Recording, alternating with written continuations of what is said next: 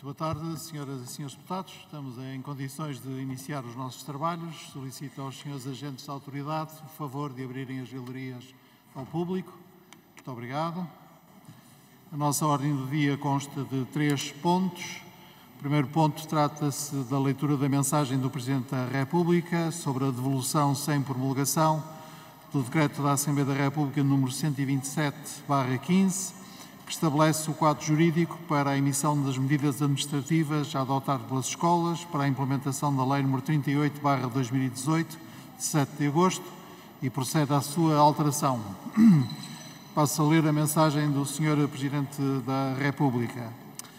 Sr. Presidente da Assembleia da República, dirijo-me a Vossa Excelência nos termos do número 1 do artigo 136 da Constituição, transmitindo a presente mensagem à Assembleia da República sobre o Decreto número 127/15, recebido em Belém a 10 de janeiro, que suscita questões que convidam à sua reponderação.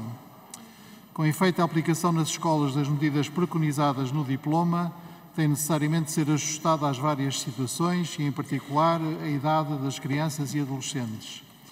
Diretamente ligada à necessidade de definição e adaptação das medidas a tomar, em particular em função da idade, encontra-se o papel dos pais.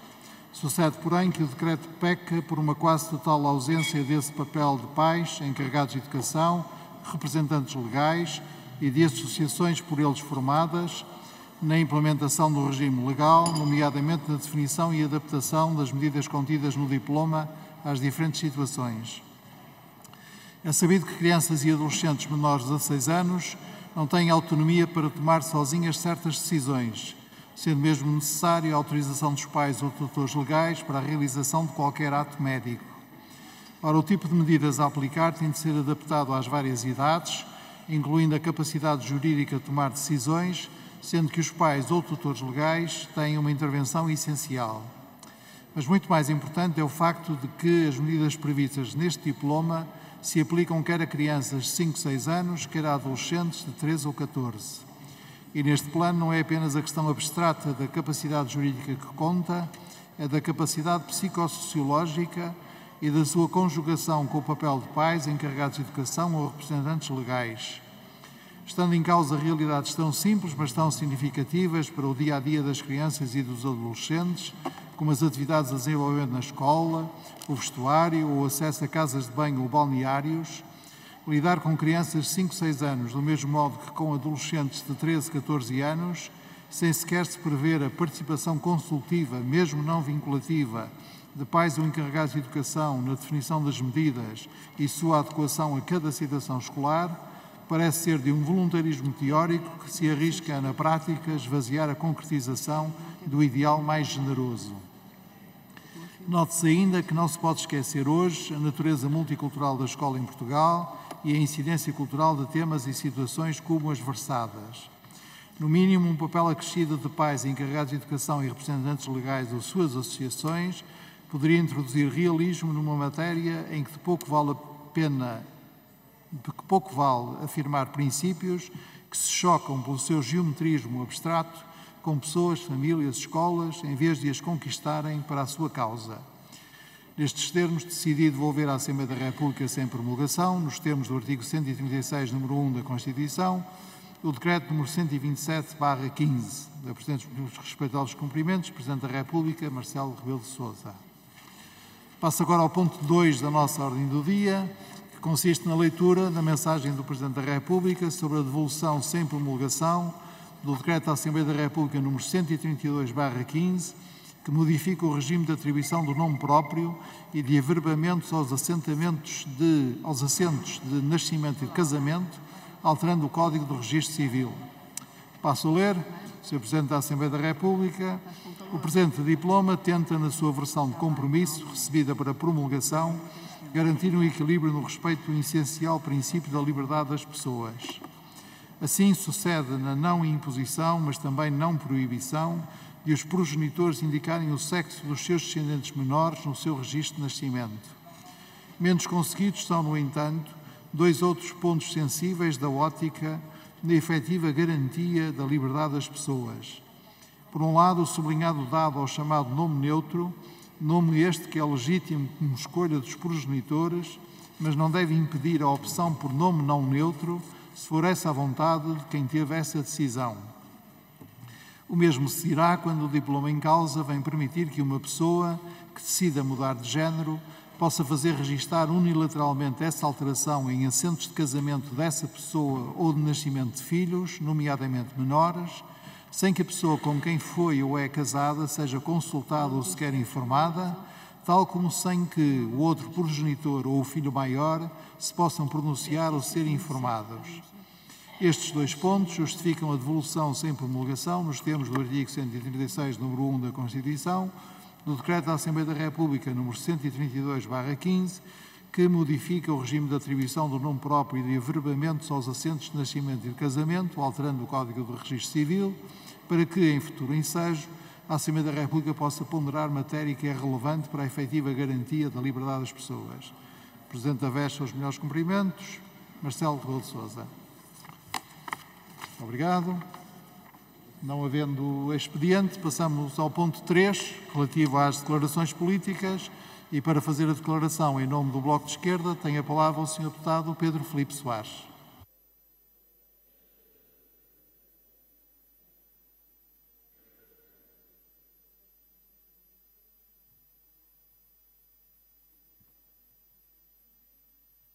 Sr. Presidente, senhoras e senhores deputados, tremendo aumento era a forma como a comunicação social ainda há dias falava dos lucros da banca.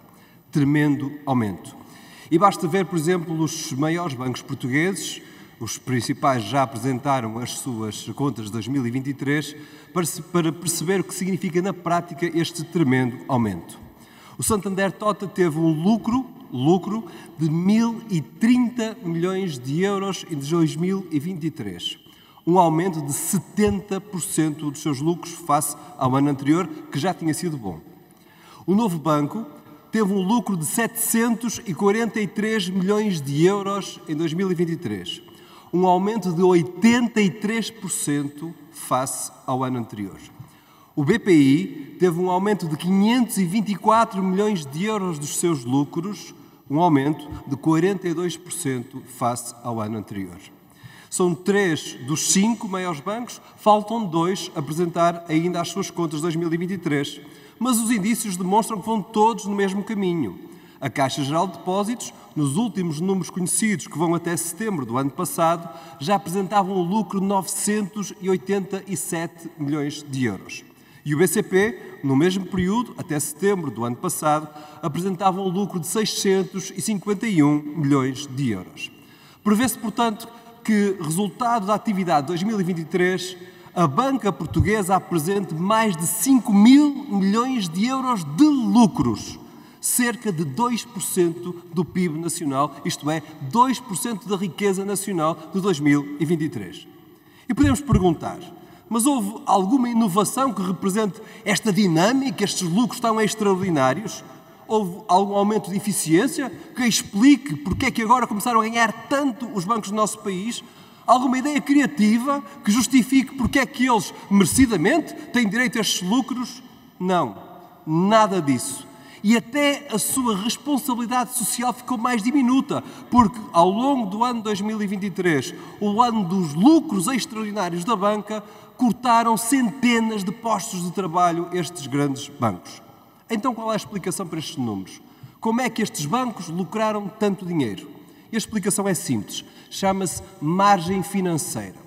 O que é isto? Para quem não percebe de banca, é uma coisa muito simples. É a diferença entre os juros que cobram pelos empréstimos e os juros que pagam pelos depósitos. E aí nós começamos a perceber.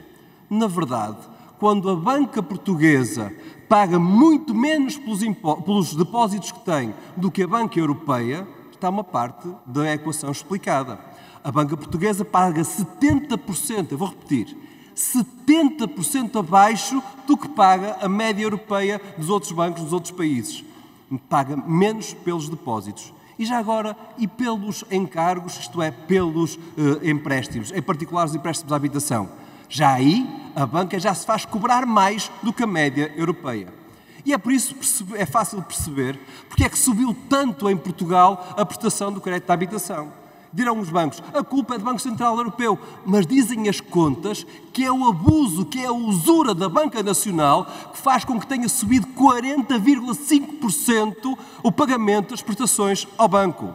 A título de exemplo, um empréstimo de 150 mil euros ao banco por um período de 30 anos teve um aumento no último ano e meio de 265 euros mensais ao banco. E tudo para quê? Para estes lucros extraordinários que a banca está a apresentar. É um abuso, é um insulto ao país e é o bodo dos banqueiros milionários à custa do empobrecimento das famílias que têm dificuldades a pagar o seu crédito de habitação. E a pergunta? E o que tem feito o Estado? O que tem feito o governo português sobre esta matéria? A Caixa Geral de Depósitos, totalmente detida pelo Estado português, é diferente do resto dos bancos?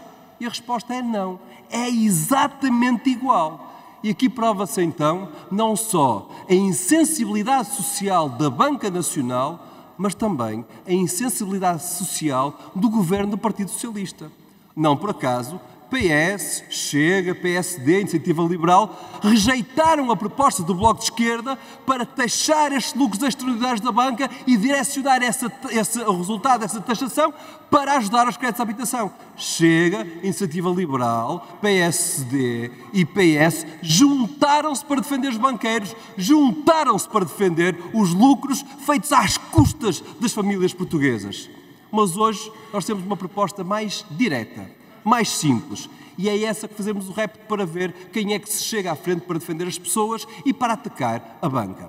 Ontem, Mariana Mortágua fez uma proposta direta ao líder do PSD, Luís Montenegro. Disse ela, se nós usarmos a margem que a Caixa Geral de Depósitos tem para baixar a taxa de juros cobrada em 1,5 pontos percentuais, um crédito de 650 mil euros a 30 anos poderá ter uma redução de encargos de 1.600 euros por ano. Isto é, baixar as contas das famílias, permitindo uma poupança no pagamento ao banco de 1.600 euros por ano.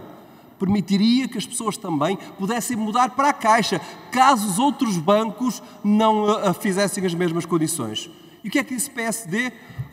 Isso vai colocar em causa a atividade bancária. E a resposta muito direta é falso. O que vai colocar em causa é esta margem financeira especulativa dos bancos que cobram a mais do que a média europeia pelos créditos e que pagam a menos do que a média europeia pelos depósitos. E por isso haja a coragem de usar a Caixa Geral de Depósitos para forçar toda a Banca Nacional a defender as famílias. Haja a coragem de dar 1.600 euros por mês em média de poupança num momento tão difícil deste país. Essa é a coragem que vai dia 10 de março às urnas e é essa que as pessoas podem escolher para dizer quem é que defende as pessoas e quem é que defende os banqueiros, como aqui fez Chega, Iniciativa Liberal, PSD e PS. Ora, o Bloco de Esquerda defende as pessoas contra eles todos. Disse.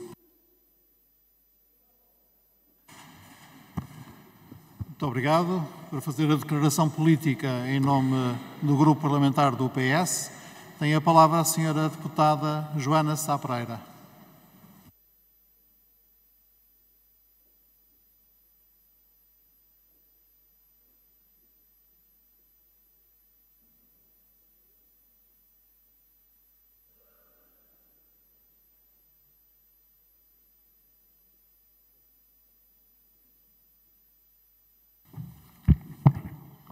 Senhor Presidente, senhoras e senhores deputados, este ano celebramos os 50 anos da conquista da liberdade e da democracia. Uma das conquistas de Abril é a liberdade de expressão e de manifestação. Qualquer cidadão descontente com opções do Estado tem o direito de manifestar publicamente o seu descontentamento. Mas outra das conquistas de Abril é o Estado de Direito e a sujeição de todos à lei. As leis aprovadas por esta Assembleia da República vinculam-nos a todos. Por isso, os direitos de manifestação devem ser exercidos de acordo com a lei. Construímos coletivamente um país assente no respeito e solidariedade pelo outro, onde os problemas de uns são os problemas de todos e onde sabemos que coletivamente temos mais força para enfrentar os desafios e os problemas. Portugal é hoje o 7º país mais pacífico do mundo em 163 países. Em 2014, o nosso país ocupava o 18º lugar. É o resultado de anos de construção de uma sociedade assente no respeito mútuo e na compreensão recíproca. Sabemos que para a nossa comunidade ser forte e coesa, precisa que cada um de nós se sinta respeitado e reconhecido. É isso que temos procurado fazer desde 2015, respeitando os inspectores da PJ, os agentes da PSP e os militares da GNR.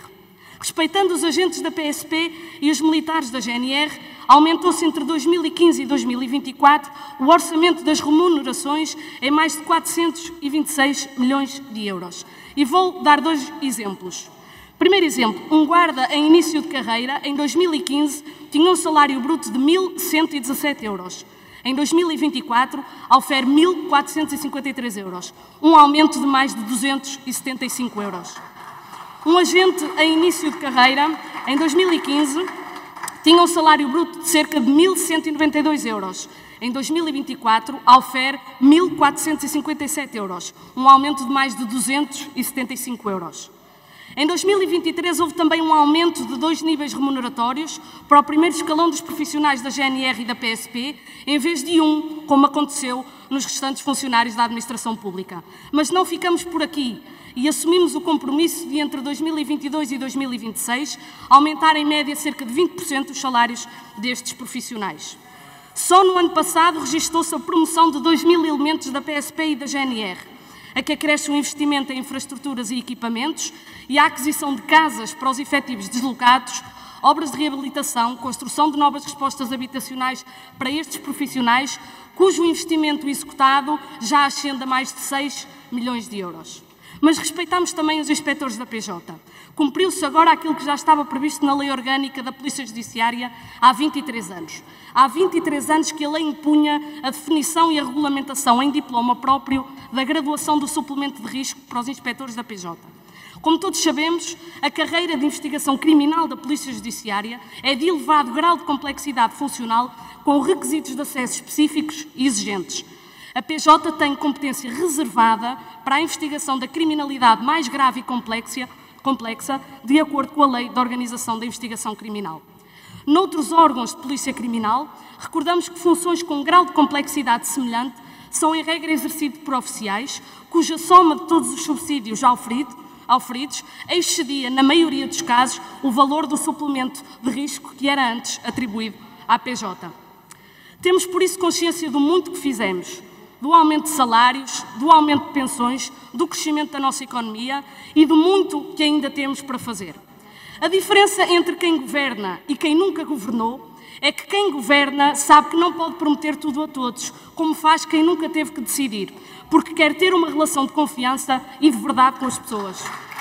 Responsabilidade é dizer a verdade às pessoas e não as enganar com promessas que sabem não serem concretizáveis. Promessas que só são feitas por quem sabe que nunca terá de tomar decisões ou por quem não tem apreço pela verdade e respeito pela palavra dada.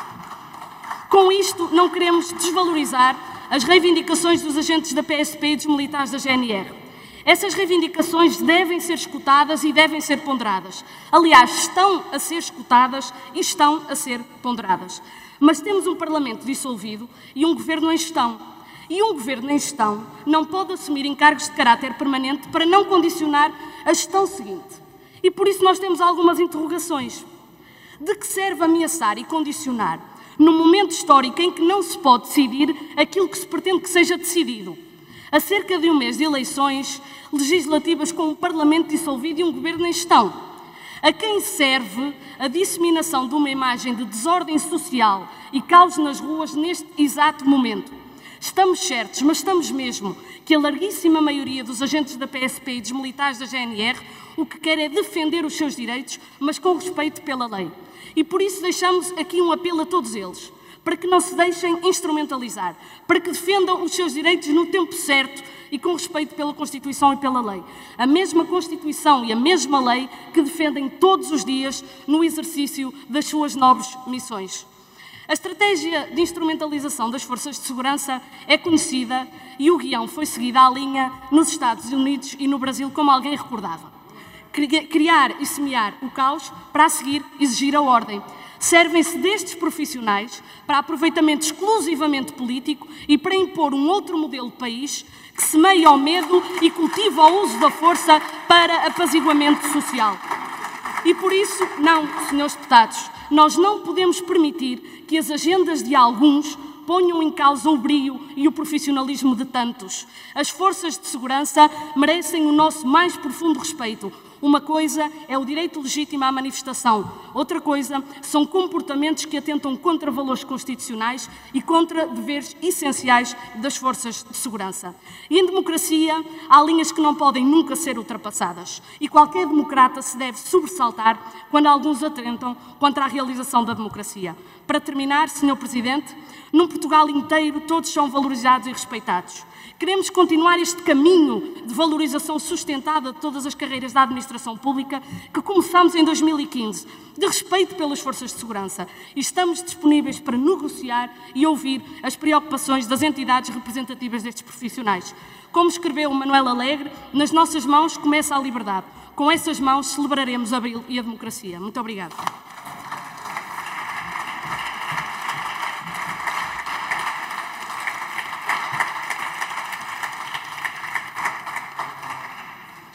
Muito obrigado. Para preferir a declaração política em nome do Grupo Parlamentar do PSD, tem a palavra o Sr. Deputado Joaquim Miranda Sarmento.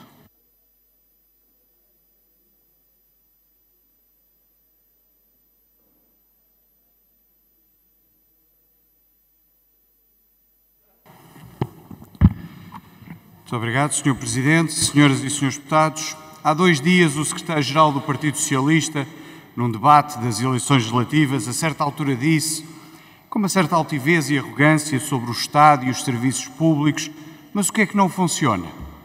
Uma expressão que só pode resultar de um total alheamento da realidade e de um eleitoralismo fácil. Podíamos elencar o muito que em Portugal, depois de 8 anos de governo do PS, não funciona ou funciona pessimamente. E não são apenas estes últimos 8 anos. Nos últimos 28 anos, o Partido Socialista governou 21 e o PSD governou 7, mas sempre em emergência financeira, deixada em 2002 por António Guterres e em 2011 por José Sócrates. Da saúde à educação, bem como nos transportes, justiça, defesa, os serviços públicos em geral estão em colapso. Apesar de os portugueses pagarem cada vez mais impostos, taxas e taxinhas. Impostos máximos para serviços mínimos, o empobrecimento, a marca do governo de António Costa e de Pedro Nuno Santos. Quase podíamos dizer à pergunta, mas o que é que não funciona? É que se há algo que funciona, é a voragem do governo socialista em cobrar impostos às famílias e às empresas.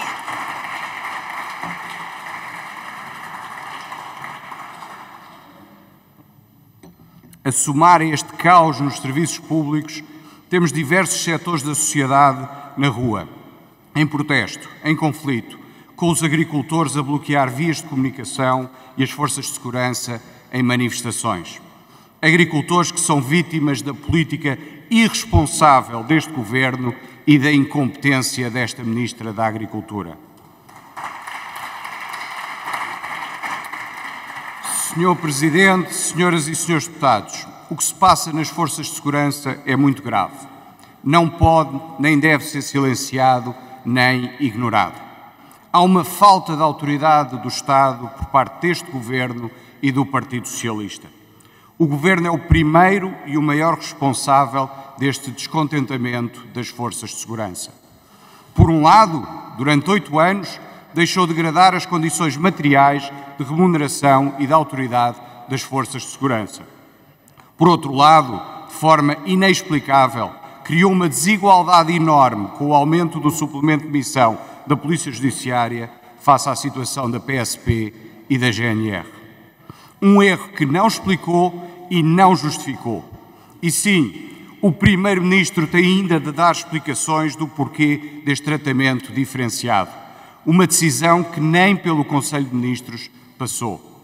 E se António Costa não esclarece o porquê desta decisão, terá então de ser Pedro Nuno Santos, como secretário-geral do Partido Socialista, do partido que suporta ainda este governo, a esclarecer esta medida. Mais uma postura de arrogância, de silêncio e de indiferença do Partido Socialista. Senhor Presidente, senhoras e senhores deputados, A reação dos agentes das forças de segurança à desigualdade é legítima. Mas este erro imperdoável do Governo não dá o direito aos agentes das forças de segurança violarem a lei, de criarem indisciplina e de provocarem um sentimento de insegurança na população. Muito menos é admissível fazer ameaças de boicote às eleições de 10 de março. Num Estado de Direito, ninguém está acima da lei. Todos cumprimos a lei e, sobretudo, aqueles que impõem o cumprimento da lei têm de ser os primeiros a mostrar que a cumprem. Os agentes das forças de segurança, que têm como missão essencial cumprir a lei, fazê-la respeitar e garantir a segurança dos cidadãos, não podem perder a razão, mesmo quando têm razão por aquilo que estão a reivindicar. Não pode haver ameaças e tem de haver bom senso. Senhor Presidente, senhoras e senhores deputados, também não pode haver forças políticas extremistas e populistas envolvidas nesta insatisfação das forças de segurança, promovendo o caos e a demagogia. A segurança dos cidadãos é demasiado importante para que se brinque com o fogo. O Governo e o Partido Socialista mostraram nesta matéria, mais uma vez, a sua matriz de governação. Irresponsabilidade nas decisões que toma, má governação e más decisões de políticas públicas, falta de capacidade reformista, falta de coragem na atuação política, pouca transparência e escrutínio, em suma, falta de sentido de Estado.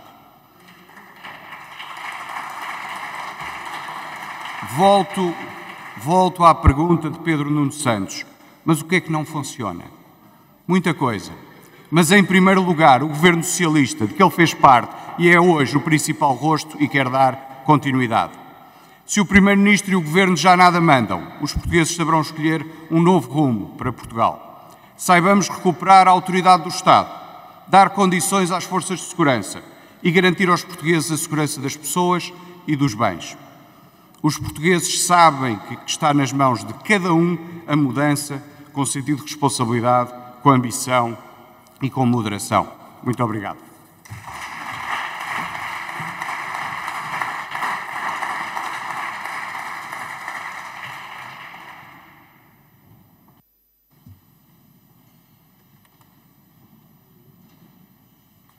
Muito obrigado. Para preferir a declaração política em nome do Grupo Parlamentar do Chega, tem a palavra o Sr. Deputado Pedro Pinto.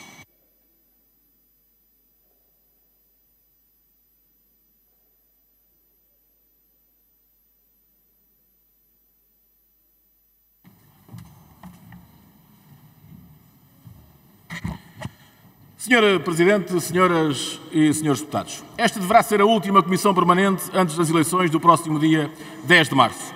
É importante recordarmos porque chegámos aqui. Tivemos um governo socialista com maioria absoluta, mas que nunca foi um governo credível. Casos e casinhos, trapalhadas atrás de trapalhadas, com ministros e secretários de Estado a saírem, muitos envoltos em casos de corrupção, como foi o caso do ex-secretário de Estado Miguel Alves, que fez desaparecer, como por magia, 300 mil euros da Câmara Municipal de Caminha. Via-se que era um governo a prazo, debilitado, que nunca deu garantias de estabilidade. E como acabou este governo? Envolto numa polémica de corrupção, com o nome do Primeiro-Ministro envolvido e com o chefe de gabinete com notas dentro dos livros. Parece que todos já se esqueceram. A comunicação social tenta branquear, mas nós cá estamos para recordar. Depois veio o esquema de corrupção na Madeira. Autarcas, presidente do Governo Regional, todos eles envolvidos numa teia de promiscuidade e de corrupção. A prova que em 50 anos de democracia, esta sempre esteve envolta em poderes políticos onde reina o amiguismo, o nepotismo e a corrupção. PS e PSD são iguais. Chegámos às eleições. O PS tenta esquecer o passado de Pedro Nuno Santos. Saiu do governo debilitado, sem explicar a atrapalhada da TAP e se sabia ou não do acordo de rescisão com a ex-administradora. Hoje é líder socialista. Fala como se não tivesse nada a ver com este governo nem com o passado. Votou contra o fim das portagens nas ex-scuts, no interior e no Algarve, e 3 meses depois apresenta uma grande medida do seu programa eleitoral. Demagogia pura. Mas tenho uma novidade. Ninguém acredita nas promessas socialistas. Porque também António Costa disse em 2015 que acabava com as portagens na Via do Infante, mas elas continuam. Num debate televisivo, Pedro Nuno Santos consegue perguntar sem se rir o que está mal em Portugal. Meu caro Pedro Nuno Santos, está mal? Pergunta aos portugueses que vão para a porta dos centros de saúde às 2 e 3 da manhã para conseguirem uma senha para uma consulta. Pergunta a 1.700.000 portugueses que não têm médico de família. Pergunta aos 4 milhões de portugueses que o governo socialista deixou no limiar da pobreza. Pergunta aos portugueses que têm de optar por meter comida na mesa ou combustível para ir trabalhar. Pergunta aos professores deslocados que têm de dormir dentro de carros porque não têm dinheiro para alugar uma casa. Pergunta aos agricultores que investiram e que foram cortados os apoios à produção e aos quais as ajudas da seca ainda não chegaram. Pergunta aos nossos jovens que são obrigados a emigrar para procurar uma vida melhor. Pergunte aos oficiais de justiça que trabalham em condições quase desumanas e sem progressão nas carreiras.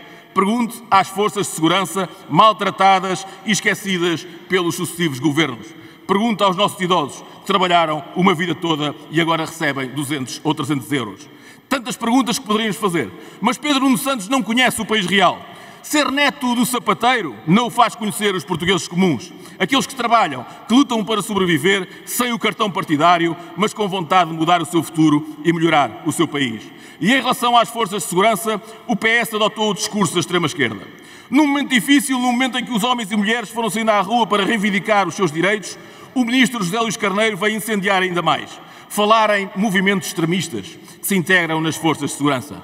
Não, Sr. Ministro, não são movimentos extremistas. São profissionais que viram ser atribuído à Polícia Judiciária o suplemento de missão. Justo, como já dissemos, mas teria de ser a todas as forças de segurança.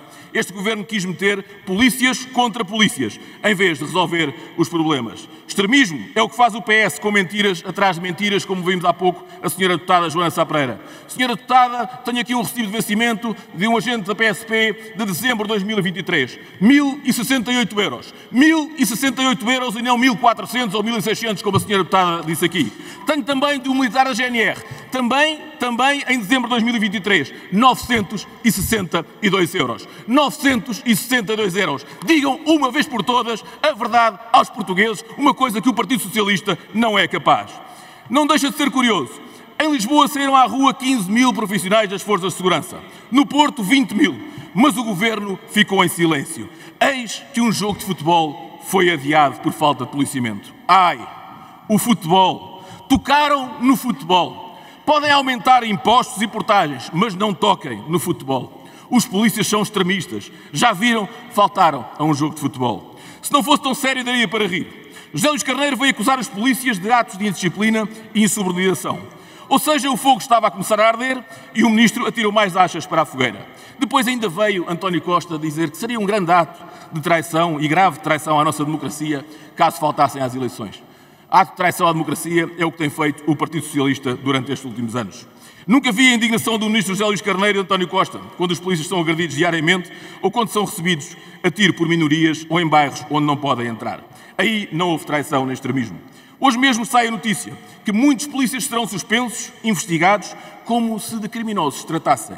Que país é este? Onde os criminosos são tratados como príncipes nas nossas prisões por causa da dignidade humana. Mas ninguém se preocupa com a dignidade humana das forças de segurança. O que não houve neste governo foi vergonha na cara para resolver o problema das nossas forças de segurança, dos nossos bombeiros, dos oficiais de justiça, dos médicos e enfermeiros ou dos professores. Portugal tem de mudar e vai mudar a 10 de março. A esquerda vai ser absorvida pelo extremismo do novo PS e a direita terá de ser forte. Os Açores deram um sinal. Só o Chega cresceu. Só o Chega é fundamental para um governo de direita. A ele está condenada à irrelevância.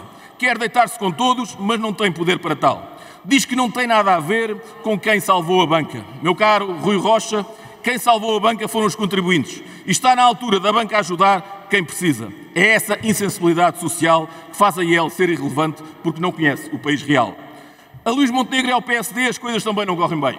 Foi à Madeira e Miguel Albuquerque não venceu com maioria absoluta, sendo agora envolvido num escândalo vergonhoso de corrupção, com Montenegro a manter a confiança política em alguém que já não era de confiança.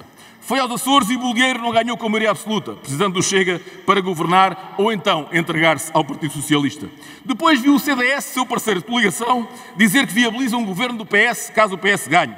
E, por fim, desapareceu com o líder do PPM, não o convidando para a apresentação do programa eleitoral. O povo já percebeu e a 10 de março vai votar no Chega. Nas sondagens já ultrapassámos os 20%. Somos aqueles que conhecem o país real. Somos a voz dos trabalhadores, dos jovens que querem um futuro no nosso país. Somos os portugueses comuns.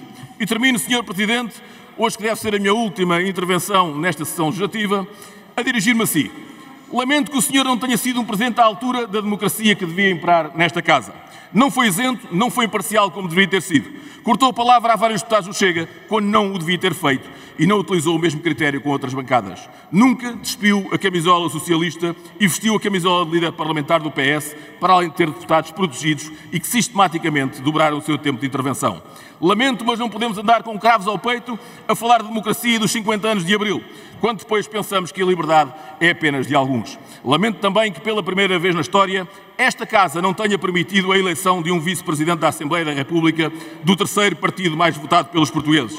Foi uma falta de respeito não ao Chega, mas aos 400 mil portugueses que nos confiaram o seu voto. As linhas vermelhas, meus amigos, não foram a nós, mas sim aos portugueses. E são eles que no próximo dia 10 de março darão essa resposta. Disse.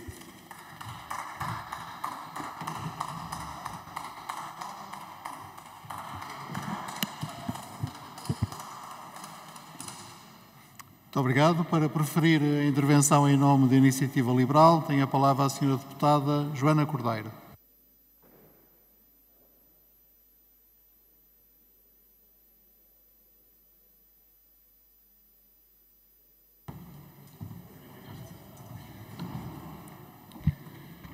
Senhor Presidente, senhoras e senhores deputados, por um Portugal com futuro, na Iniciativa Liberal queremos pôr Portugal a crescer, Portugal a funcionar e Portugal mais liberal. Queremos desbloquear o potencial do país com medidas que simplifiquem a vida das pessoas, que descentralizem o poder e que contribuam para desburocratizar a economia e o Estado. Ao mesmo tempo, queremos aumentar a liberdade de escolha para que a competitividade dê aos portugueses melhores serviços públicos com maior qualidade e a menor custo. Para Portugal crescer, o Estado tem de deixar o mercado funcionar e cumprir com toda a competência o seu papel de regulador. Para Portugal funcionar, o Estado deve garantir serviços públicos a todos, sem ter de impedir o resto da sociedade de os prestar. Já várias vezes aqui dissemos, mas repito, os serviços não deixam de ser públicos se forem prestados por privados.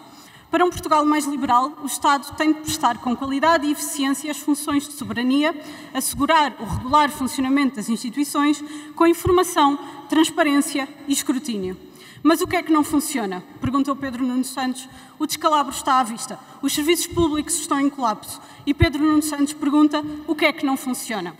Na saúde, temos hoje mais de 1.700.000 pessoas sem médico de família. Temos hoje pessoas, de madrugada, à porta dos centros de saúde para conseguir uma senha para uma consulta. Temos hoje grávidas que não sabem onde é que vão ter os seus filhos. E Pedro Nuno Santos pergunta o que é que não funciona.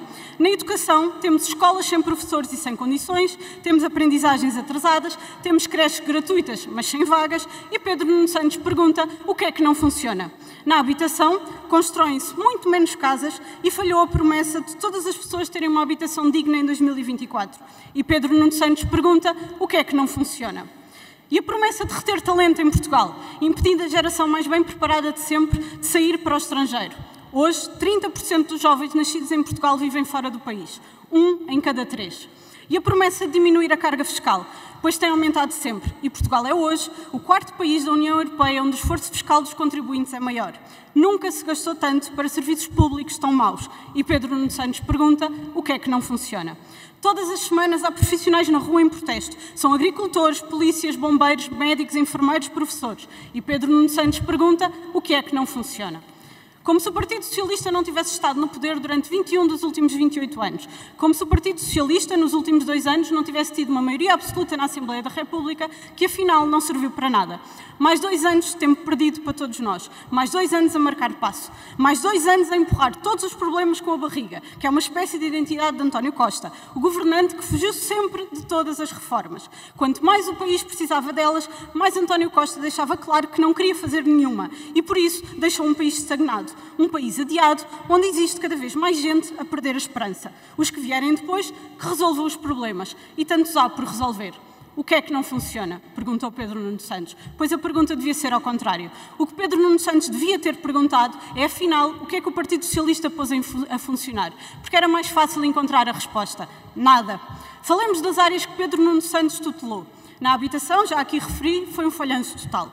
Na questão do aeroporto, foram tantas as trapalhadas que acabou desautorizado pelo Primeiro-Ministro. Na gestão da TAP, com o futuro da empresa ainda incerto e após o Governo já ter defendido tudo e o seu contrário, a única certeza que existe é que foram gastos 3.200 milhões de euros dos contribuintes sem qualquer perspectiva de retorno desse valor. Na ferrovia, sejamos justos, Pedro Nuno Santos pode mostrar trabalho. Quando deixou as funções de ministro, a rede ferroviária tinha mais 1 quilómetro do que quando entrou.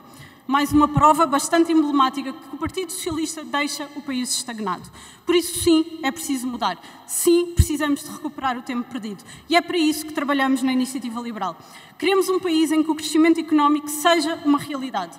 Queremos um país com menos impostos e com mais dinheiro no bolso dos portugueses e com maior liquidez nas empresas para que possam fazer investimentos e criar empregos. Queremos um país com menos burocracia, em que seja mais fácil abrir um negócio, construir uma casa ou ter uma iniciativa em tantas outras áreas. Um país com uma maior simplificação de processos, com uma justiça eficiente e com capacidade para atrair capital estrangeiro. Um país em que o Estado faz parte da solução e não do problema. Enquanto outros falam do salário mínimo, nós apontamos para o salário médio e queremos que na próxima legislatura os portugueses tenham um salário líquido médio de 1.500 euros. Na saúde, queremos mais escolha e menos espera. Defendemos um novo sistema de saúde que integre o público e o privado, queremos um programa de redução de listas de espera e garantimos um médico de família a todos, com prioridade para as grávidas, para as crianças e para os idosos. Na educação, propomos um programa de emergência para a recuperação das aprendizagens, com recurso a professores já reformados, que poderão acumular o salário e a pensão. Na habitação, prevemos 250 mil casas novas, construídas ou prontas a construir, e queremos a redução do IVA da construção para a taxa mínima. A habitação é um bem essencial e, portanto, não pode ser tributada como um bem de luxo. Na Justiça, propomos uma redução drástica dos tempos médios das decisões em primeira instância nos tribunais administrativos, através do recurso crescente à arbitragem. E estes são apenas alguns exemplos das propostas que a Iniciativa Liberal defende. A Iniciativa Liberal recusa-se a acreditar que Portugal está condenado à estagnação e à mediocridade. E os portugueses também não têm de se conformar. Os portugueses merecem voltar a ter esperança e há esperança se Portugal escolher um caminho mais liberal. Por um Portugal com futuro, a solução é a Iniciativa Liberal.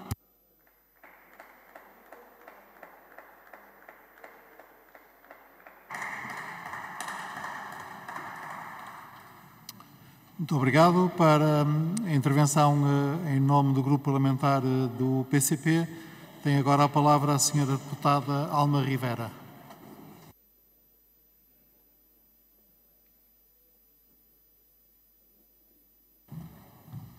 Senhor Presidente, senhores deputados, este país precisa mesmo de mudar de política.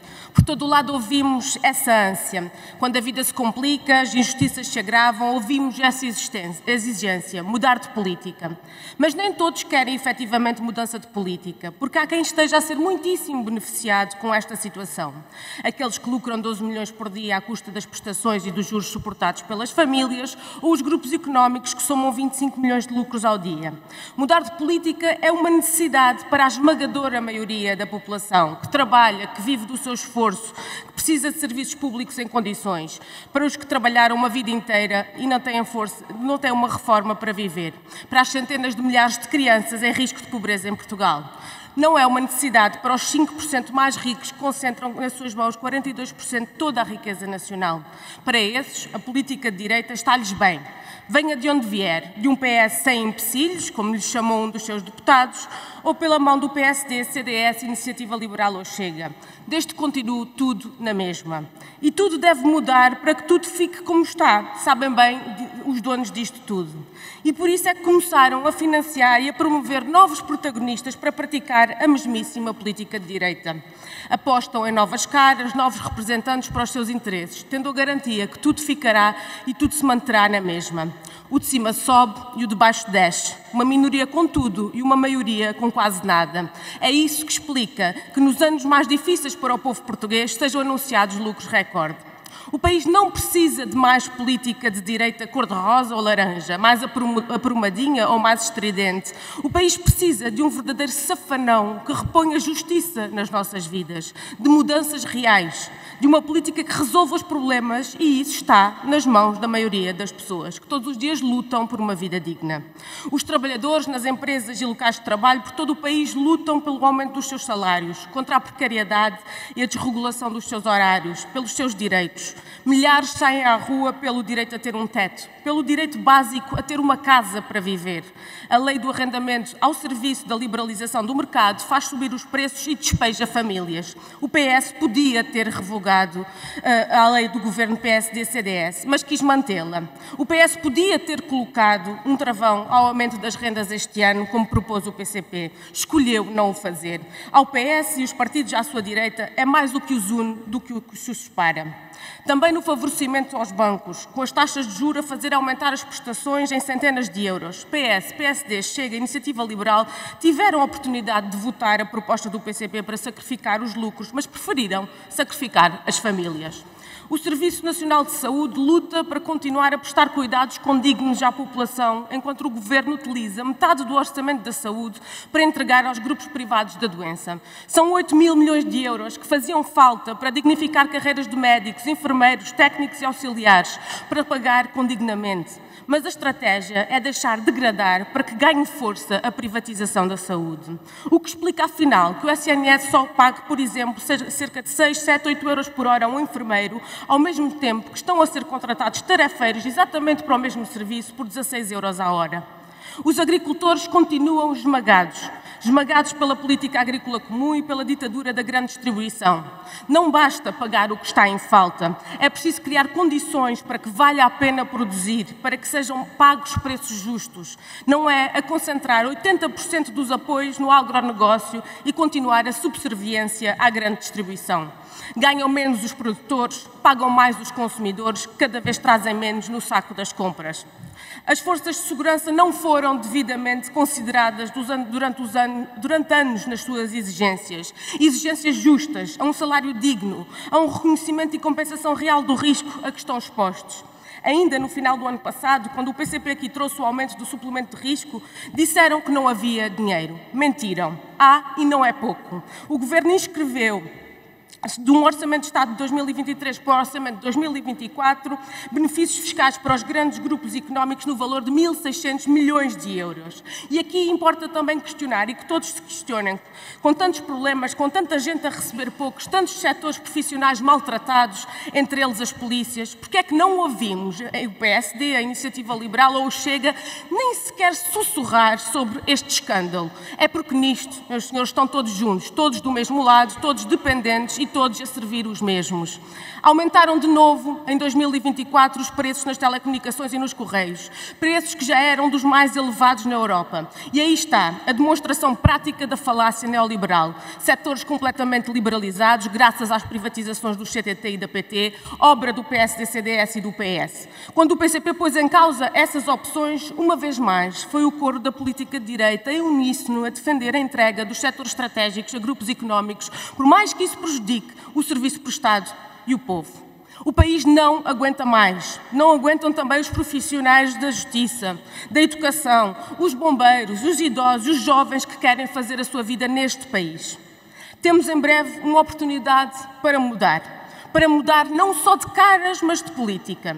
Muitos já perceberam que para os lucros subirem desta maneira é preciso manter a política de baixos salários. Alguém está a ganhar com isso, mas não são certamente os trabalhadores, a maioria de nós. Muitos já perceberam que destruir os serviços públicos dá jeito a quem os quer privatizar. Muitos já perceberam que a promiscuidade entre o poder económico e o poder político se revela nestas opções que são tomadas. Muitos deixarão de se conformar e travarão combate às injustiças e às desigualdades crescentes entre quem produz a riqueza e quem dela se apropria. E sabem que é necessária outra política que responda aos problemas que persistem e ao agravamento dos déficits estruturais resultantes de décadas de política de direita praticada por todos estes protagonistas. Perante as crescentes incertezas e os desafios de um país cada vez mais submisso a interesses que não são os seus e a modelos económicos que não lhe servem, é tempo de usar o voto como uma arma para defender os valores da justiça e da solidariedade, dar uma mensagem clara de mudança e construí-la de facto com mais força à CDU.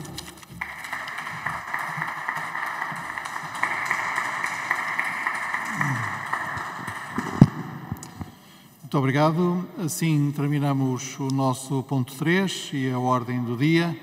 A próxima reunião da Comissão Permanente está agendada para o dia 13 de março, consistindo no debate preparatório do Conselho Europeu de 21 de março.